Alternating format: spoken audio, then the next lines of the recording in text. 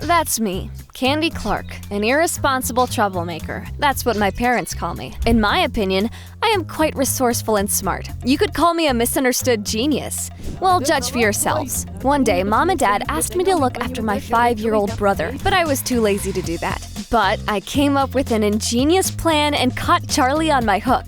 Marmalade! I wouldn't do that, bro. I named my invention Nanny's Fishing Rod 2025. Or here's another example for you. Instead of burning the midnight oil, I just copied answers from a nerd at school.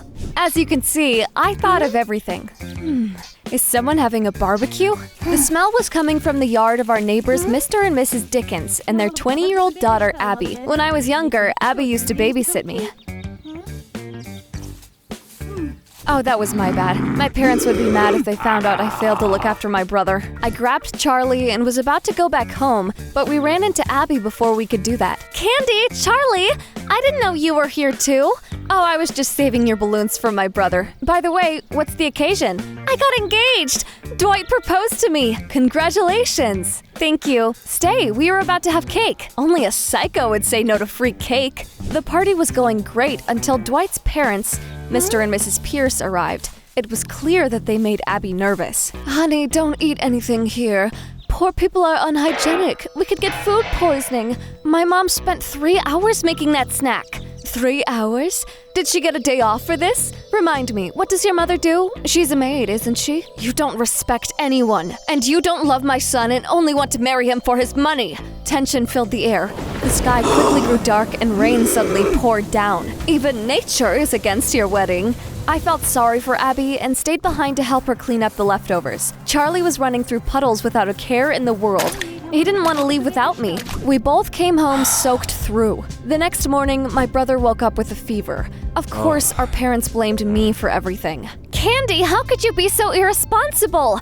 We can't rely on you. I'm sorry I'm not the perfect daughter you dreamed of. Hey, Candy, thanks for the help yesterday. Hop in, I'll give you a ride to school. I'm picking the music. That's Dwight's mom. Yeah, and there's her car. I recognize that smile. What are you thinking? I'm going to teach that old witch some manners. Abby pulled out a wrench out of the trunk and smashed the windows and headlights of the convertible with it. And then she poured engine oil on the leather seats. Wow, I never thought you could do something like that. That was humiliating for me. I love Dwight and I'm not with him for the money. I even figured out how to pay for the wedding with my own money. I'm all ears. I'm going to star in the new season of the Battle of the Brides reality show. A few girls and I are going to live in Hawaii and compete with each other. The winner will get $100,000 for her wedding. You'll live in Hawaii, become famous, and earn money all at the same time. Nice. I still had to take a few exams before the start of spring break. Of course, I wasn't prepared at all, hoping to copy Joshua's answers as usual, but he suddenly grew a spine. No more cheating, Clark. What's got into you? Everyone is always using me. I don't have any real friends. Girls only talk to me when they need something. I'm sick of this. If you want me to let you copy my answers, do me a favor in return. Go to prom at the end of the year with me. Well, fine. It's better than spending the entire spring break retaking exams. Now we're talking, Clark. Stop calling me by my last name, you weirdo. When I came into the hallway, I suddenly saw bullies crowd around Joshua. I thought they were going to bother the poor harmless nerd, but I was in for a surprise. Here you go, dude. With a brain like that, you'll get rich someday. What the heck was that? A week ago, those morons locked you in the girls' bathroom. That's none of your business, Clark. I was not going to let it go and circled around Joshua like an annoying mosquito. Then, dangerous-looking guys appeared out of nowhere. It's him! You're done for! Joshua, follow me! We ran through a narrow alley and hid in a wedding salon. I think we lost them. Dang it, I almost got caught this time. As we walked home, Joshua finally explained what was going on. I make fake ID cards and sell them to teenagers who want to pretend they're already 21. Those bastards were my competitors. You know it's illegal, right? I'm not going to do it forever. Someday I'm going to be a programmer, but first I need to get through college. I want to be popular once I'm there, so I'm saving up money to buy a cool car. I'm tired of being an invisible nerd. At least you'll get into college. I can only dream of that. It would be awesome if I could go to college and not have to listen to Mom and Dad call me useless anymore. But where am I supposed to get money to pay my tuition? When I got home, I saw cops arresting Abby. I'm pretty sure I knew what for, but just in case, I went to the police station to talk to her. The police found surveillance footage and saw that I was the one who damaged Mrs. Pierce's car. I'm going to spend a whole month behind bars now because Dwight's mom forbids him from bailing me out. The most annoying thing is that I'm going to miss the reality show. They'll start filming it in a couple of days. Why don't I take part in the Battle of the Brides instead of you? We could split the winnings. It won't work. You're underage. I'll just pretend to be you. I could dye my hair, and I know a guy who sells fake IDs. Okay, I need to prove to Mrs. Pierce that I can pay for the wedding myself. As soon as I got home, I dyed my hair blonde. Then I went to Joshua's house and asked him to make me a fake ID with my photo but Abby's name. Did you bring money? No. Goodbye.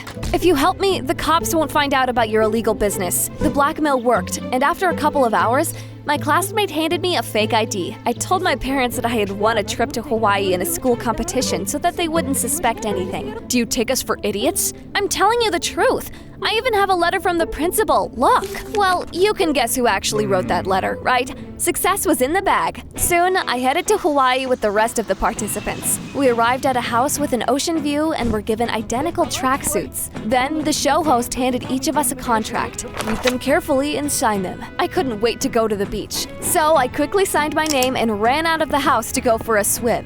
However, you aren't here on vacation, Abby. Abby? Oh, right. I had to get used to hearing that name. What? I said, let the show begin! As soon as the cameras turned on, one of the girls called Lisa started to stir up drama. She even ruined the other participants' clothes. Can you believe it? The show hosts did not interfere or try to stop her. After all, the more scandalous the episode, the higher its ratings would be. Next, we were told it was time for the first competition. It was an obstacle course. At the end of it, we were supposed to climb a palm tree and pick a special golden coconut from it. As soon as we heard the signal, I sprinted forward. But then I immediately fell because Lisa tripped me. They didn't disqualify her, so all I could do was get up and keep running. Ever since I was a kid, I had been climbing trees with boys. The other participants didn't stand a chance. However, a few girls were not as lucky. They were sent home after losing. I wasted no time and confronted Lisa. Play fair if you know what's good for you. There's no rule that says I have to. I'm going to do everything to win money for the wedding of my dreams. What kind of moron decided to marry such a witch? We faced new challenges every day. After the race, we had to eat wedding cakes dressed as minions. That's like 1,000,000 calories! I'll eat it if you don't want it. After that, we had to lie in a snake bath for an hour. It tickles. We even had to dive into mud. It's like I'm at a spa. Not only did I successfully pass the tests, but I also genuinely enjoyed them. Eventually, Lisa and I were the only ones left. I felt confident until I found out that we would have to use our brains in the next round. We were asked school-level questions, but I couldn't answer any of them. For the first time in my life, I regretted always cheating at school. It felt like I didn't know anything at all. After that humiliation, I thought it was all over. But then the show host said it was time to count the audience's votes. It turned out that no one voted for Lisa. No wonder, she was insufferable. Meanwhile, I was the audience's favorite. Thanks to their support, I got the points I needed to win the show. Stop, cut. Congratulations, Abby. Now you need to get married. We'll come to the wedding and film it for the final episode. What? You can only spend your winnings on a wedding. If it does not take place, you will have to pay a fine, $200,000. It's all in the contract. You did read it, didn't you? Oh, of course I did. Remind me, how much time do I have to organize everything? 2 weeks. I tried to stay calm. A month had passed, and Abby was probably out of prison already. When I got home, I found Abby and told her that I had won the money for her wedding. You're getting married in 2 weeks. Go easy on the ice cream, or you won't fit into the wedding dress. There will be no wedding. Dwight's ex-girlfriend has a child. I'll have to marry her now. My jaw dropped. I told Abby about the threat of the fine. Since I pretended to be her to take part in the show, we were in that mess together. You promised me there won't be any problems. Deal with it. Okay, chill. I suspected that Dwight's mom had made up the story about the baby to sabotage her son's wedding. I had to expose her lies to solve our problem. However, getting close to Mrs. Pierce was by no means easy. Do you have a moment? I don't give money to the homeless. For several days, it was failure after failure. I finally managed to talk to Mrs. Pierce while pretending to be a waitress. That day, I demanded she admit that she had lied to Abby about Dwight's ex being pregnant. I had nothing to do with that, but I'm glad my son won't marry that boorish girl. It didn't seem like she was lying. I decided to talk to Dwight himself. It took me a few more days to corner him. Aren't you Abby's neighbor? I thought I was meeting investors. I had to lie to your secretary so she let me in. We need to talk. Dwight said that his ex-girlfriend's name was Cassandra. She really did give birth to his child, but she hid it for a long time. I only love Abby, but I can't leave a child without a father. That's why I have to marry Cassandra. Dang it! At that point, I was starting to get nervous. It seemed like I had no choice but to arrange my fake wedding so that the crew would film it and leave me alone. I ran to a wedding salon to arrange everything. Okay, I've ordered a cake, I've picked a dress, but something is missing. What did I forget? Oh, the groom! Luckily, I knew a guy who, for a small fee, agreed to pretend to be my fiance. Now, everything was ready. I've organized the wedding in time. You can send the film crew to the Vanilla Sky restaurant tomorrow. The start is at 4. The next day, I came to my fake wedding. Instead of guests, there were hired actors there. Unfortunately, I had to spend a lot of money on it all. There was nothing left of the winnings. But the worst thing was that I got a call from my fake fiance, and he said he would not come. Sorry, Candy. I don't want to appear in front of the cameras. The film crew was already on the way to the restaurant. I had an hour to find a new groom. Joshua was my last chance. The spring break had come to an end, and I knew I would find that nerd at school. Marry me! Are you crazy? I just invited you to the prom. I quickly told him everything and asked him to pretend to be my fiance. Please, Joshua, I won't blackmail you or try to copy your answers anymore. At the show, I didn't know anything, and it was humiliating. It made me realize how important studying is. I can't believe I'm saying this, but fine, let's get married. You're the best. I dragged Joshua to the restaurant. However, as we were running past a church, a police car suddenly stopped next to us, and Joshua was arrested for forging documents. It turned out his competitors had snitched on him.